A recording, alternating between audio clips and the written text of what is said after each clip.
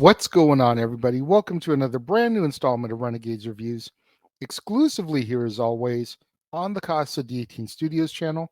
I, of course, am your host, the Renegade JJ Williams, and it's Wednesday. Happy Hump Day. Today we're going to be discussing, as we continue to celebrate Johnny Depp's 60th birthday, Blow, starring, of course, Johnny Depp, alongside Penelope Cruz, Franca Potente, Paul Reubens, Rachel Griffiths, Ray Liotta, Jordi Mala, Cliff Curtis, and Ethan Suplee. What's going on, everybody? Thank you for joining me here once again for another brand new installment of Renegades Reviews. As I said in the introduction, it's Wednesday. Happy Wednesday. And today we're going to be discussing Johnny Depp's film, Blow.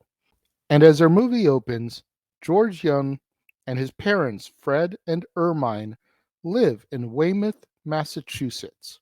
When George is only 10 years old, Fred is forced to file for bankruptcy, but he tries to make George realize that money isn't important. In the late 1960s, a now adult George moves to Los Angeles, California with his friend Tuna, and they meet Barbara, a flight attendant who introduces them to Derek For Real, a marijuana dealer. With Derek's help, George and Tuna make a lot of money. Kevin Dully, a visiting college student from Boston, Massachusetts, tells them of the demand for some top quality marijuana back home. So they begin to sell marijuana in Boston, buying directly from Mexico with the help of Santiago Sanchez, a Mexican drug lord. 2 years later, George is caught in Chicago trying to import 660 pounds of marijuana, and as a result, is sentenced to 2 years imprisonment. After unsuccessfully trying to plead his innocence, George skips bail in order to take care of Barbara, who dies from cancer. Her death marks the disbanding of the group of friends. While hiding from the authorities, George visits his parents, but George's mother calls the police, who come and arrest him. He is then sentenced to 26 months in a federal prison in Danbury, Connecticut. His cellmate, Diego Delgado, has contacts in the Medellin cartel and convinces George to help him go into the cocaine business. Upon his release from prison, George violates his parole conditions and heads down to Cartagena, Colombia, in order to meet with Diego. They end up meeting with cartel officer Cesar Rosa in order to negotiate the terms for smuggling 15 kilograms or 33 pounds in order to establish some good faith. As the smuggling operation grows, Diego is arrested, leaving George to find a way to sell 50 kilos. George reconnects with Derek in California, and the two men proceed to sell all the cocaine.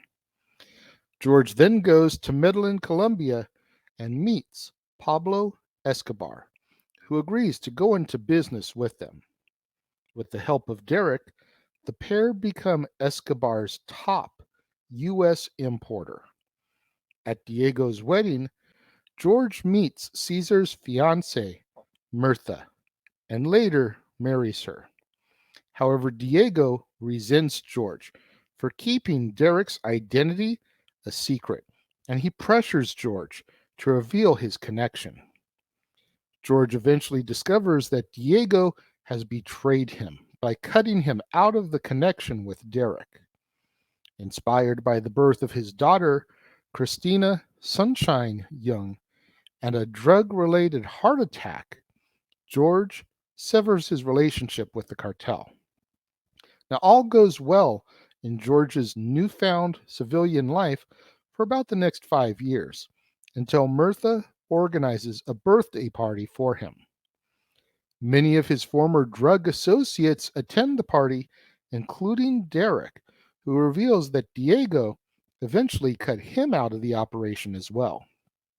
The FBI and DEA raid the party and they arrest George. He becomes a fugitive, and his bank account, which is under Manuel Noriega's protection in Panama, is seized by Noriega. One night, George and Mirtha get into a fight while driving, and they are pulled over by police. And Mirtha proceeds to tell them that George is a fugitive and has a kilogram of cocaine stashed in his trunk. He is sent to jail for 3 years. Mirtha divorces him and takes custody of their now 9-year-old daughter. Upon his release, George struggles to maintain his relationship with his daughter. He even goes as far as to promise to take Christina on a vacation to California and seeks one last deal in order to garner enough money for the trip. George completes the deal with some former accomplices, but he learns too late that the deal had been set up by the FBI and the DEA, with Derek and Dully having leaked the nature and location of the action in exchange for pardons for their involvement in the prior activities. George is then sentenced to 60 years at the Otisville Correctional Facility in upstate New York. He explains that in the end, neither the sentence nor the betrayal bothered him, but that he can never forgive himself for breaking a promise to his daughter. While in prison, George requests a furlough in order to go see his dying father. However, his mother denies the request. George then records a final message to Fred, recounting his memories of working with his father, his run ins with the law, and finally, albeit too late, his understanding of what Fred meant when he said that money isn't real. Now an old man in prison, George imagines that his daughter has finally come to visit him. She slowly fades away as a guard calls for George. The film concludes with notes indicating that Jung would not be eligible for parole until 2015 and that his daughter had yet to visit him. George Jung was released from prison in 2014 and passed away in 2021 at 78 years old. This is another one that I had seen in the past, and this one I remember a little bit more having seen it before. Back in the old Casa D18 Studios days, our buddy Double A Aaron Austin showed this to all of us. We did a couple of days of movie watching, and like everybody got to pick a movie for everyone to see. And Blow was Aaron's choice. He enjoys this movie a lot. So we sat down, we watched it, and I remember being very bored by it. You know, maybe it was because at the time I just didn't want to see it, didn't care, but eh. I sat down to rewatch it this time and I'm like, okay, it's been 10 years probably. Fresh eyes. Let's give this a look. And while I did enjoy it just a little bit more than I did the last time, I was still bored by it quite a bit. And again, much like I discussed with Chocolat, much like I'm going to discuss on Friday with From Hell, I just feel like it was too long.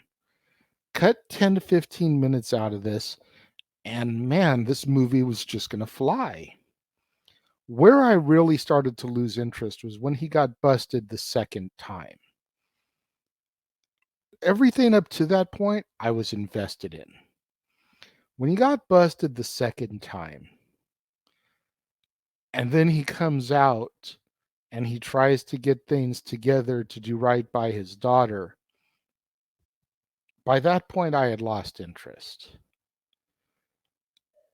And maybe it's just because I don't understand some of these career criminals. You got busted once, Okay, maybe I could understand you trying again. Get busted a second time for pretty much the same thing. And not only that, but you're basically set up by people that you care about. I'm done, y'all. So when he comes out that second time and he gets set up the third time and he gets put away for 60 years, I'm like, you did it to yourself, man. I have no sympathy for you. And at least the second time he's somewhat sympathetic because he had left the cartel because of his daughter and the heart attack.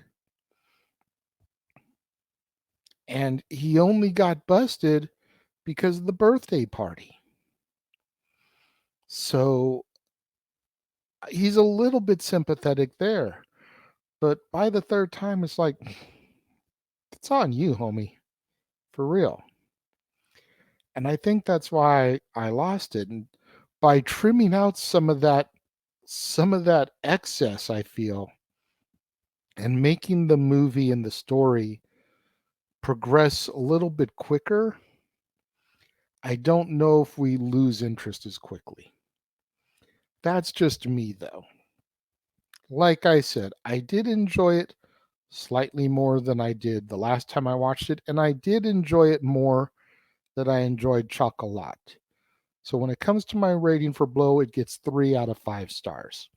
What do you guys think of Blow? Let me know. If you're watching the premiere, leave your thoughts and comments over here.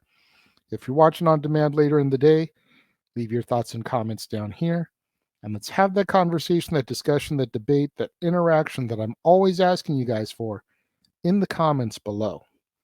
And make sure you guys tune in tomorrow, right here to the Casa D18 Studios channel, as we once again open up the vaults and take a look at some Throwback Thursday content. All the regulars are going to be here. The Indie Force podcast, Open Mic Night, the ATW View, the No DQ Review, Talk Wrestling, Dads on Wrestling, Renegade of Wrestling, Stat Boy Rants, Double Down with Double A, the No DQ and AV. All of it will be here with some more classic Throwback Thursday content. And again, if you have not checked out the exclusive members only content that went up over this past weekend, go to that section and give it a look. If you are not a member of the members only section of the Casa D18 Studios channel, it is only a $5 subscription fee a month. And you get all kinds of brand new wrestling content over there from me, like this. The Simple Man Noah Foster and myself calling the action for Jay Lethal, Jeff and the Goddess, that is Karen Jarrett, versus Mark Briscoe, Papa Briscoe, and that diabolical, interfering, nosy, can't just seem to stay out of grown folk business, Aubrey Edwards. For those of you that don't know, Noah and I have a friendly rivalry about these individuals, specifically when it comes to Aubrey Edwards and the Jarretts. So when this match was announced and made official, we decided we had to call it, and it is available for you to view in the members only section of the Casa D18 Studios YouTube channel.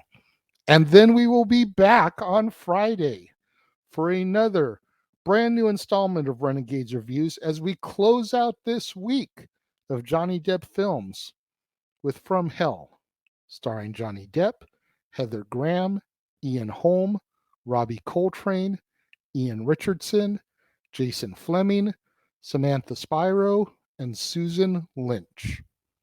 You don't want to miss out on any of that content right here on the Casa D18 Studios channel, as well as in the members only section of the Casa D18 Studios channel.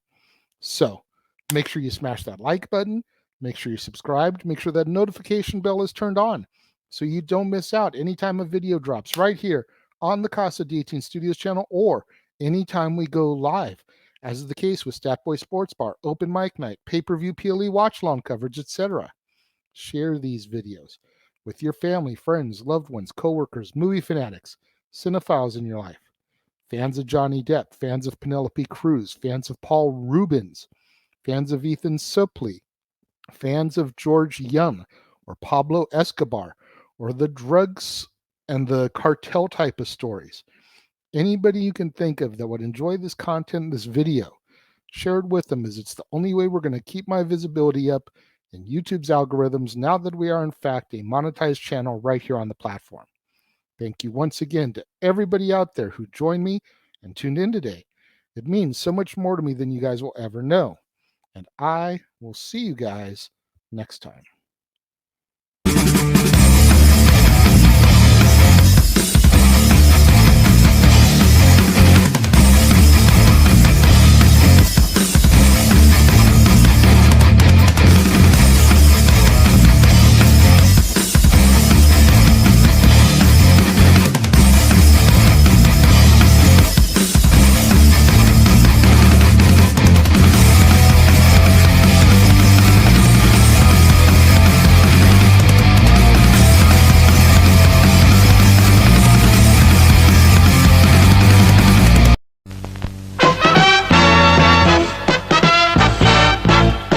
And now, preview time.